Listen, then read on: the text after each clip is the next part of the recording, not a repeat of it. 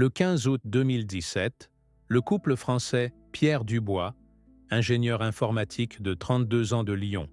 et sa compagne Marine Leclerc, photographe indépendante de 29 ans spécialisée dans les paysages naturels, disparus sans laisser de traces lors d'un voyage en camping-car à travers les régions reculées des Alpes françaises, devenant l'une des affaires de touristes disparus les plus déroutantes de l'histoire récente du tourisme d'aventure en Europe. Le couple avait méticuleusement documenté leur périple de 2 mois à travers les réseaux sociaux, partageant des photographies spectaculaires du paysage alpin français, des vidéos de leurs aventures dans des vallées isolées et des mises à jour quotidiennes de leur blog de voyage Nomade des Cimes, qui avait gagné plus de 30 000 abonnés fascinés par leur style de vie aventureux et leurs images professionnelles de lieux presque inaccessibles. Pierre et Marine étaient partis de Lyon le 15 juin 2017, équipés de technologies de communication satellitaire, de panneaux solaires, d'un drone DJI Mavic Pro pour la photographie aérienne et de provisions pour des semaines de vie autonomes dans des zones reculées où ils prévoyaient de capturer des images uniques de formations géologiques et d'écosystèmes alpins que peu de touristes avaient documentés auparavant. D'où nous lisez-vous? Partagez votre ville et votre pays dans les commentaires avant de continuer cette histoire. Leur itinéraire planifié les avait menés avec succès à travers la Savoie, la Haute-Savoie, et profondément dans les vallées isolées des Hautes-Alpes, où ils avaient exploré des cols, des lacs d'altitude et des formations rocheuses tout en maintenant un contact régulier avec leur famille et en continuant à publier du contenu sur leurs plateformes numériques. La dernière publication confirmée sur leurs réseaux sociaux datait du 15 août 2017, montrant une photographie aérienne prise avec leur drone d'une arche naturelle rocheuse quelque part dans le massif des Écrins, accompagnée du message « Nous avons trouvé quelque chose d'incroyable aujourd'hui. Les coordonnées exactes resteront notre secret pour l'instant, mais nous partagerons bientôt plus de détails sur ce lieu magique. » Quand ils ne répondirent pas aux appels familiaux pendant 1 semaine et que leurs profils de réseaux sociaux restèrent inactifs, les autorités françaises initièrent une recherche massive impliquant des hélicoptères, des équipes de pistage terrestre et une analyse des communications satellitaires, mais ne trouvèrent aucune preuve du camping-car ou du couple sur aucune des routes connues qu'ils avaient suivies. 7 ans plus tard, en 2024, l'analyse médico-légale des images capturées par leur propre drone révélerait une vérité perturbante qui changerait complètement la compréhension de leur disparition et exposerait des dangers cachés qui guettent les voyageurs aventureux dans les régions les plus reculées et inexplorées des Alpes françaises. L'enquête initiale dirigée par le commandant Marc Rousseau de la Gendarmerie nationale des Alpes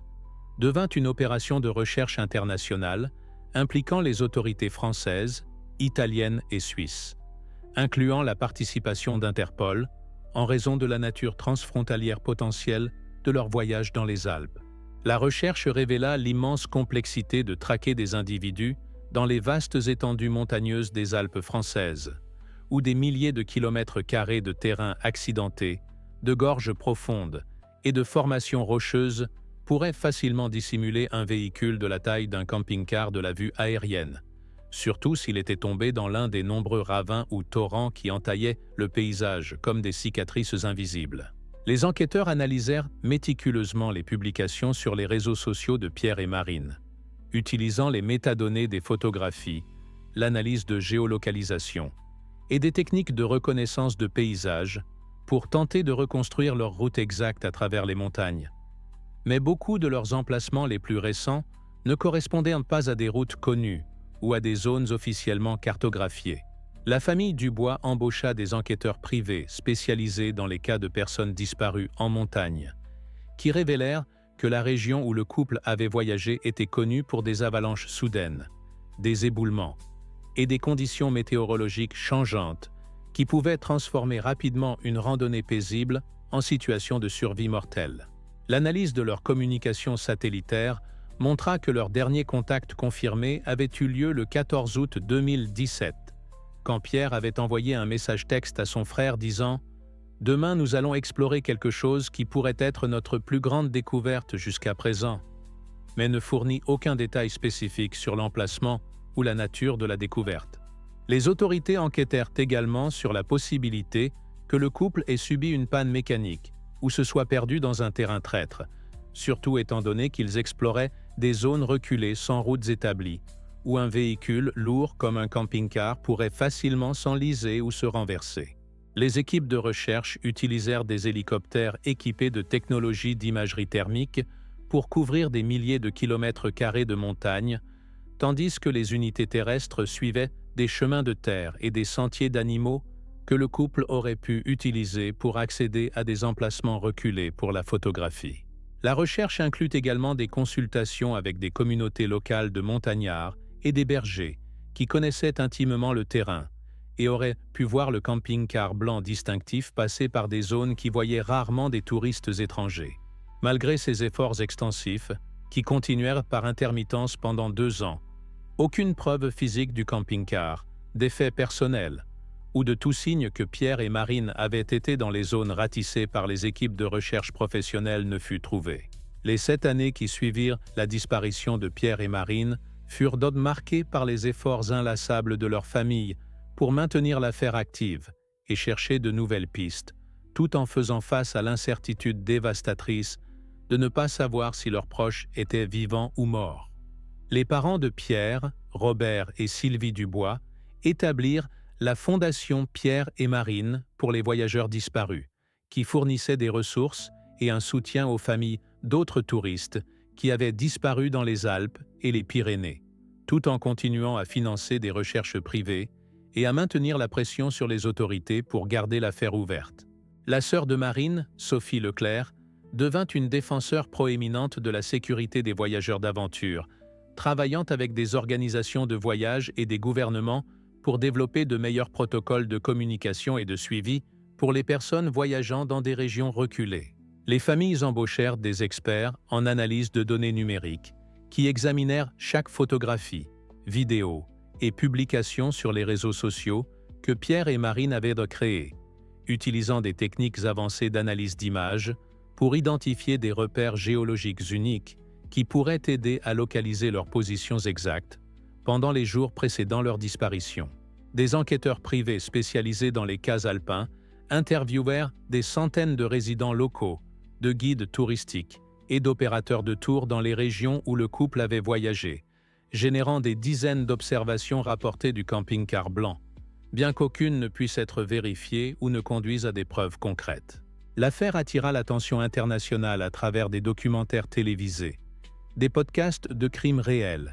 et des articles de magazines de voyage qui avertissaient des dangers spécifiques auxquels faisaient face les overlanders et les voyageurs en camping-car dans les régions reculées des Alpes où les services d'urgence et la communication étaient peu limités. Les familles travaillèrent également avec des développeurs de technologie pour créer une application mobile qui permettrait aux voyageurs d'aventure de partager automatiquement leur localisation GPS avec des contacts d'urgence, même dans des zones sans couverture cellulaire régulière, utilisant la communication satellitaire. Pendant cette période, plusieurs autres cas de touristes disparus dans les Alpes reçurent une attention renouvelée, créant une sensibilisation aux risques systémiques auxquels faisaient face les voyageurs indépendants qui s'aventuraient hors des routes touristiques, établies sans guides locaux ou équipes de soutien. La communauté en ligne d'overlanding et de voyageurs en camping-car adopta des protocoles de sécurité plus stricts inspirés par le cas de Pierre et Marine, incluant des systèmes de check-in réguliers, le partage de plans d'itinéraires détaillés et voyager en groupe quand possible plutôt que de s'aventurer seul dans des zones reculées. Malgré tous ces efforts, l'affaire resta non résolue, avec les familles oscillant entre l'espoir que Pierre et Marine étaient en vivant quelque part et l'acceptation douloureuse qu'ils étaient probablement morts dans les conditions difficiles des Alpes françaises. Le 3 septembre 2024, 7 ans après la disparition, une découverte extraordinaire changea complètement l'enquête, quand Antoine Martin, un passionné de drones et youtubeur spécialisé dans l'exploration de lieux abandonnés, révisait des images d'archives capturées par son propre drone dans le massif des Écrins pour une vidéo sur les formations géologiques uniques. Martin avait été dans la région plusieurs semaines auparavant, filmant pour une série sur les paysages alpins reculés, et pendant qu'il éditait des heures d'images aériennes, il remarqua quelque chose d'inhabituel dans une prise qu'il avait capturée d'un cirque glaciaire profond, approximativement 60 km au sud-est de la dernière position connue de Pierre et Marine. Au fond du cirque, partiellement caché par la végétation alpine et les ombres des parois rocheuses, Martin identifia ce qui semblait être un véhicule récréatif blanc correspondant aux dimensions et caractéristiques du camping-car pilote disparu. Plus intriguant encore, Martin remarqua qu'il y avait des objets éparpillés autour du véhicule qui pourraient être de l'équipement de camping, des panneaux solaires, et ce qui semblait être un drone écrasé près du campement. Martin contacta immédiatement les autorités françaises et la Fondation Pierre et Marine, partageant les coordonnées exactes et les images haute résolution qui montraient clairement le véhicule abandonné dans un emplacement qui avait été complètement négligé pendant les recherches originales en raison de sa position cachée au fond du cirque étroit. L'analyse des images révéla que le camping-car était positionné comme s'il avait tenté de s'abriter dans le cirque, possiblement pendant une tempête ou pour échapper à un danger. Mais quelque chose avait empêché Pierre et Marine de conduire le véhicule hors de l'emplacement reculé. Les autorités françaises organisèrent immédiatement une expédition de récupération pour accéder au site identifié par Martin, utilisant des hélicoptères spécialisés en montagne et des équipes de rappel pour descendre dans le cirque profond où les véhicules terrestres ne pouvaient pas atteindre. La complexité d'atteindre le site expliquait pourquoi il était resté non découvert pendant 7 ans,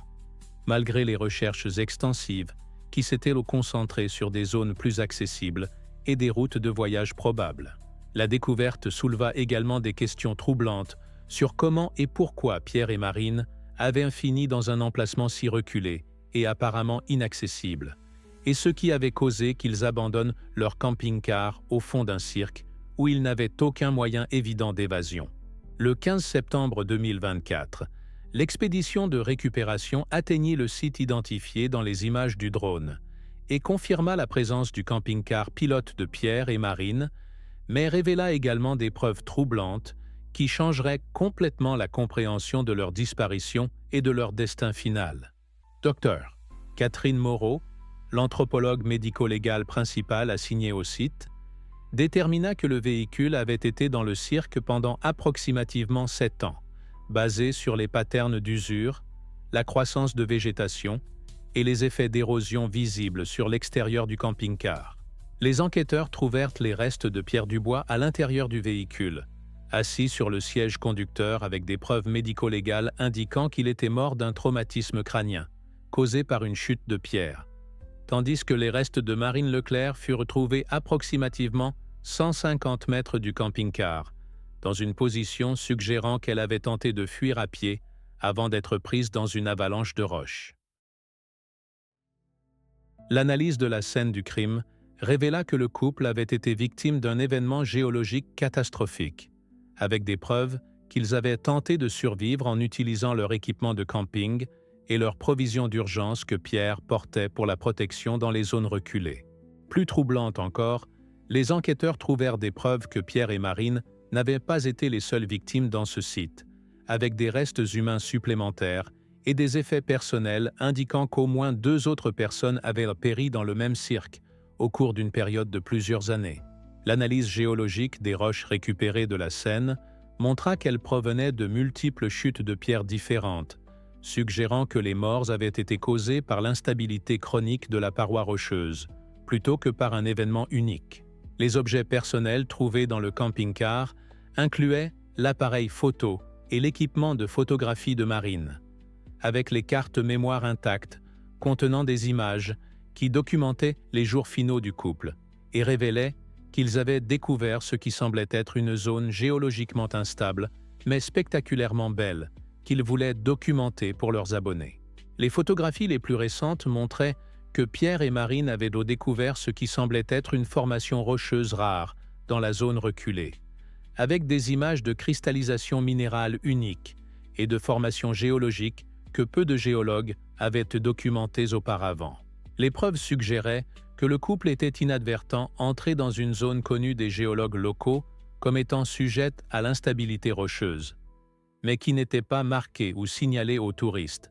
avec leurs corps et véhicules cachés dans le cirque reculé, où les experts géologiques espéraient qu'ils ne seraient jamais trouvés. L'enquête géologique qui suivit la découverte des corps de Pierre et Marine déclencha une opération scientifique massive qui exposa un problème d'instabilité rocheuse et de sécurité géologique qui avait menacé les zones reculées du massif des Écrins pendant plus d'une décennie. L'analyse médico-légale des images capturées par Marine dans les jours précédant sa mort fournit des preuves cruciales qui identifièrent des formations rocheuses spécifiques, des patterns de fissuration et des zones d'instabilité connectées à des conditions géologiques qui utilisaient les cirques alpins reculés comme pièges naturels pour les aventuriers non avertis. Les photographies aériennes prises avec le drone de Pierre révélèrent un réseau de fissures cachées, de zones d'affaissement temporaire et de formations rocheuses instables qui avaient été établies par l'activité sismique et les cycles de gel-dégel, mais qui n'avaient jamais été cataloguées ou signalées aux autorités touristiques. Les informations récupérées de l'équipement GPS et des dispositifs électroniques du couple permirent aux enquêteurs de reconstruire leurs mouvements exacts pendant les semaines précédant leur mort, révélant qu'ils avaient inadvertemment suivi et documenté des zones géologiquement instables tout en cherchant des emplacements photographiques uniques. Les autorités françaises, travaillant avec l'Institut national de géophysique et des universités internationales, utilisèrent les preuves récupérées pour lancer Opération Stabilité Alpine, qui résulta en l'identification de plus de 200 zones à haut risque et l'établissement de protocoles de sécurité qui avaient été négligés pendant des décennies d'activités touristiques non régulées. L'investigation révéla que Pierre et Marine étaient morts spécifiquement parce que leurs blogs de voyage populaires et leurs réseaux sociaux auraient éventuellement exposé les emplacements de zones géologiquement dangereuses s'ils étaient retournés pour publier les coordonnées et photographies qu'ils avaient de capturer, attirant d'autres aventuriers non préparés vers des zones mortelles. Les géologues avaient surveillé les réseaux sociaux du couple et s'étaient rendus compte du danger qu'ils représentaient pour la sécurité publique, mais avaient échoué à les avertir avant qu'ils ne pénètrent dans la zone d'instabilité fatale. Robert et Sylvie Dubois exprimèrent des émotions complexes en recevant finalement des réponses sur le destin de leur fils, ressentant un soulagement d'avoir une clôture, mais aussi de l'horreur en apprenant les circonstances géologiques de sa mort et en réalisant que sa passion pour l'aventure et la documentation l'avait inadvertemment mise en danger mortel. L'affaire inspira des changements significatifs dans les avertissements de voyage pour les touristes d'aventure visitant les Alpes, avec de nouveaux guides spécifiquement sur les risques de voyager dans des zones reculées où l'instabilité géologique pourrait ne pas être évidente mais représenter des dangers mortels pour les visiteurs innocents. Les familles utilisèrent les règlements légaux de l'affaire pour étendre significativement la Fondation Pierre et Marine, établissant des programmes qui fournissent l'éducation sur la sécurité géologique, l'équipement de communication d'urgence et le soutien pour les familles d'autres voyageurs qui ont disparu dans des circonstances similaires. Les conséquences de l'affaire Pierre et Marine Dubois transformèrent fondamentalement les pratiques de sécurité pour les voyageurs d'aventure et les overlanders dans les Alpes et les régions montagneuses européennes, établissant de nouveaux protocoles de communication et de sensibilisation situationnelle qui ont sauvé d'innombrables vies dans les années suivantes. La Fondation Pierre et Marine développa le protocole de communication du bois, un système complet exigeant que les voyageurs dans les zones reculées maintiennent un contact régulier avec les contacts d'urgence, partagent des plans d'itinéraire détaillés et utilisent des dispositifs de communication satellitaire avec des capacités d'alerte d'urgence automatique. Les autorités touristiques françaises implémentèrent de nouveaux systèmes d'avertissement qui informent spécifiquement les voyageurs indépendants sur les zones où l'instabilité géologique représente des risques particuliers pour les touristes, surtout ceux avec des équipements précieux comme des caméras professionnelles, des drones et des véhicules récréationnels. Antoine Martin, le youtubeur dont le drone avait finalement résolu l'affaire, établit une organisation à but non lucratif dédiée à utiliser la technologie de drone pour chercher des personnes disparues dans des zones reculées où les méthodes de recherche traditionnelles sont inadéquates ou dangereuses pour les équipes de sauvetage. L'industrie du tourisme d'aventure adopta de nouveaux standards de sécurité inspirés par l'affaire, incluant des exigences pour que les opérateurs touristiques fournissent des briefings de sécurité plus complets, des équipements de communication d'urgence et des protocoles pour surveiller le bien-être des clients voyageant indépendamment dans des zones à haut risque. Les plateformes de réseaux sociaux développèrent de nouvelles politiques sur la géolocalisation et le partage d'emplacements, reconnaissant que la documentation en temps réel de voyage vers des emplacements reculés pourrait inadvertent exposer les voyageurs à des risques de ciblage par des conditions géologiques dangereuses que les moniteurs de ces plateformes ne comprenaient pas. Les universités en France et en Suisse établirent des programmes de recherche conjoints étudiant l'intersection entre le tourisme d'aventure, la sécurité personnelle et l'instabilité géologique,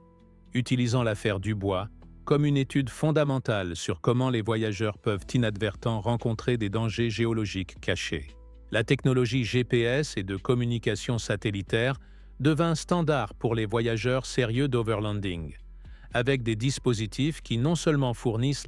la navigation mais aussi des capacités d'urgence qui peuvent automatiquement alerter les autorités si un voyageur ne répond pas au check-in programmé. Les améliorations dans la coordination entre les agences françaises, suisses et italiennes d'application de la loi, inspirées par les déficiences révélées pendant la recherche originale, ont résulté en des temps de réponse plus rapides et des ressources plus efficaces pour les cas de touristes disparus. Le mémorial établi au site où Pierre et Marine furent retrouvés est devenu un lieu de réflexion pour la communauté de voyageurs d'aventure, servant de rappel que la passion pour l'exploration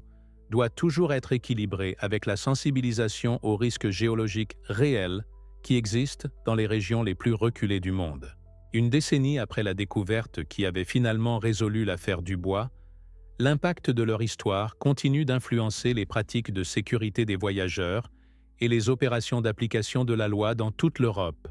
tandis que leur mémoire sert de rappel puissant à la fois des récompenses et des risques de l'exploration aventureuse. La Fondation Pierre et Marine avait grandi pour devenir une organisation internationale opérant des programmes d'éducation sur la sécurité des voyageurs dans 12 pays européens, ayant distribué plus de 75 000 dispositifs de communication d'urgence et ayant fourni un entraînement en sensibilisation situationnelle à des milliers d'overlanders et de voyageurs indépendants. Antoine Martin avait établi l'Institut Dubois pour la technologie de recherche et sauvetage à l'Université de Grenoble, où les chercheurs développaient continuellement de nouvelles méthodes pour utiliser les drones, l'intelligence artificielle et l'analyse d'imagerie satellitaire pour localiser les personnes disparues dans un terrain difficile, plus rapidement et efficacement que jamais auparavant. Les avancées technologiques inspirées par l'affaire avaient résulté dans le développement de drones spécialisés capables d'opérer dans des conditions alpines extrêmes, des systèmes de détection qui pouvaient identifier des signes d'instabilité géologique depuis de grandes distances, et des algorithmes qui pouvaient analyser les patterns de terrain pour prédire les routes les plus probables que prendraient les voyageurs perdus. Robert Dubois était devenu un défenseur nationalement reconnu pour la sécurité en voyage d'aventure, consultant avec des agences gouvernementales, des organisations de tourisme et des compagnies de technologie pour développer de meilleurs systèmes pour protéger les voyageurs dans les zones reculées, tout en préservant leur accès à ces paysages uniques. Le protocole Dubois avait été adopté par des agences de recherche et sauvetage dans de multiples pays qui faisaient face à des défis similaires dans leurs propres environnements montagneux, avec l'Autriche, la Suisse et l'Italie, implémentant des variations des procédures développées en réponse à l'affaire originale. L'histoire avait inspiré de multiples documentaires, livres et programmes éducatifs qui atteignaient des millions de personnes, avec des messages sur la préparation de voyages, la communication d'urgence et le respect pour les dangers géologiques qui peuvent être cachés même dans les paysages les plus beaux. La recherche continue au site où ils furent trouvés avait mené à la découverte de preuves supplémentaires sur d'autres zones d'instabilité géologique dans la région, résultant en l'identification de zones supplémentaires à haut risque et l'établissement de réseaux d'avertissement qui avaient empêché de futurs voyageurs d'être pris par des conditions géologiques dangereuses, similaires à celles qui avaient réclamer les vies de Pierre et Marine. Les avancées dans la technologie de communication satellitaire avaient rendu possible que même les voyageurs dans les zones les plus reculées maintiennent un contact fiable avec les services d'urgence, avec des dispositifs qui étaient plus abordables et user-friendly que les options disponibles quand Pierre et Marine avaient de commencer leur voyage final. 15 ans après que Pierre et Marine aient commencé leur voyage aventureux qui les mènerait à leur destin tragique, leurs noms sont devenus des symboles à la fois de la passion pour l'exploration et de l'importance de la préparation responsable et de la sensibilisation aux risques dans le voyage d'aventure. Leurs noms apparaissent sur la législation de sécurité des voyageurs dans de multiples pays européens,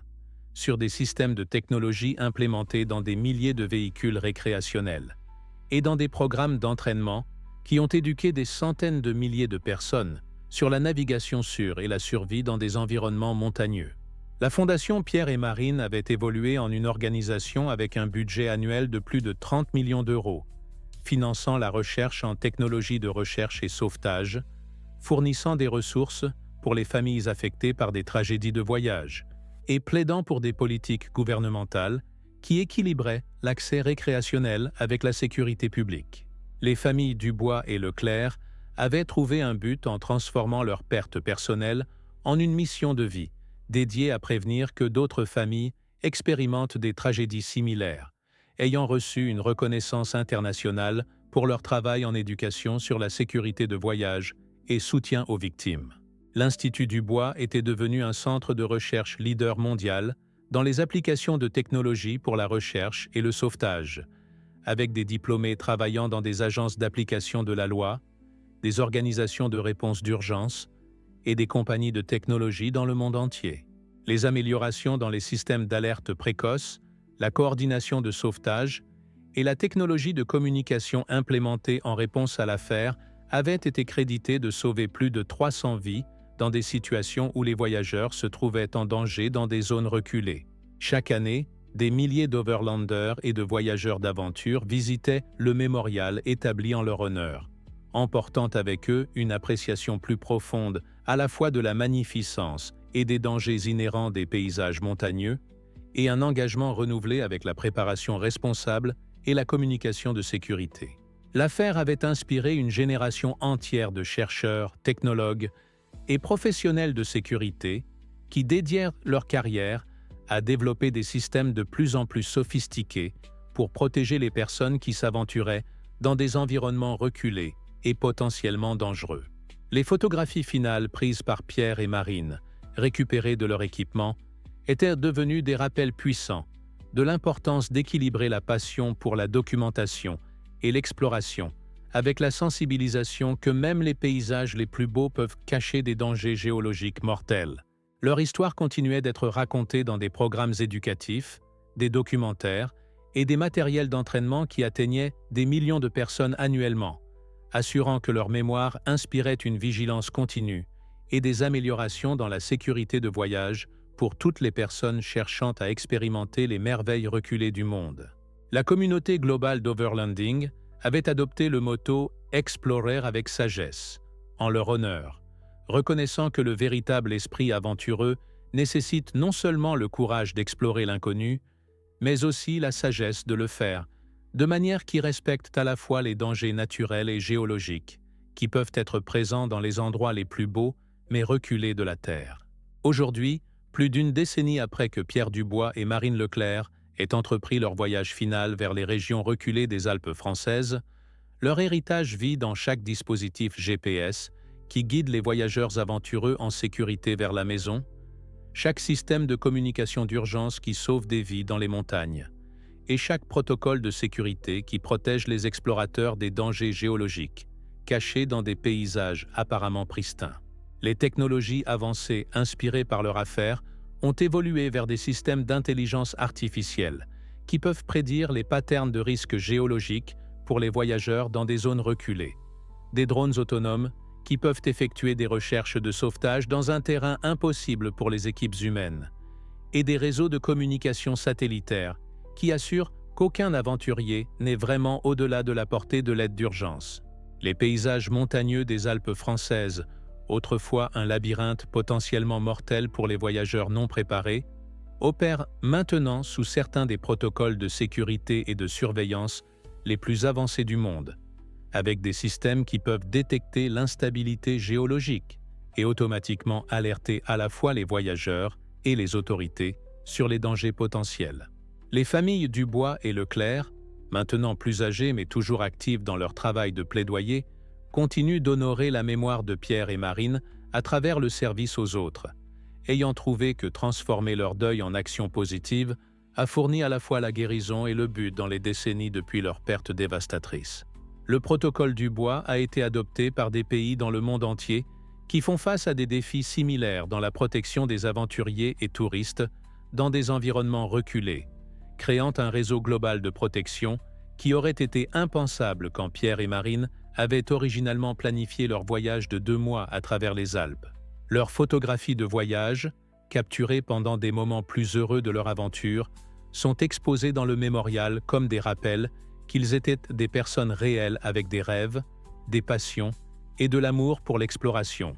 pas seulement des victimes statistiques, mais des individus dont les vies avaient un sens profond et dont les morts ont inspiré des changements qui ont bénéficié à d'innombrables autres explorateurs. L'histoire de Pierre et Marine continue d'être racontée dans les salles de classe, les centres d'entraînement d'urgence et les programmes d'éducation publique qui enseignent aux nouvelles générations à la fois les récompenses et les responsabilités qui viennent avec l'exploration des vastes et beaux mais potentiellement dangereux paysages de notre monde. Les systèmes qui protègent maintenant les voyageurs d'aventure sont si sophistiqués que beaucoup d'explorateurs ne réalisent jamais les multiples couches de sécurité opérant autour d'eux. Depuis les satellites qui suivent leurs mouvements jusqu'aux algorithmes qui peuvent prédire quand ils pourraient avoir besoin d'assistance. Chaque couple qui rentre à la maison en sécurité d'une aventure d'overlanding porte avec eux un peu de l'héritage de Pierre Dubois et Marine Leclerc. Et chaque sauvetage réussi, facilité par la technologie inspirée par leur affaire, accomplit la promesse implicite que leur sacrifice n'était pas en vain. Leur histoire démontre que même les pertes les plus tragiques peuvent être transformées en force pour le bien, quand l'amour, la détermination et l'engagement à protéger les autres se combinent pour créer des changements durables,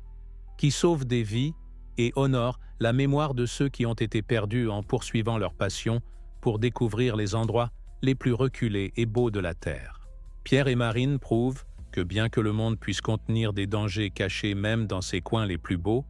l'ingéniosité humaine, la compassion et la dédicace peuvent transformer la tragédie en triomphe, assurant que leur voyage final, bien qu'il se soit terminé dans la tristesse, a finalement mené vers un monde plus sûr pour tous les aventuriers qui suivent en leurs traces vers l'exploration et la découverte dans les magnifiques mais exigeants paysages naturels de notre planète.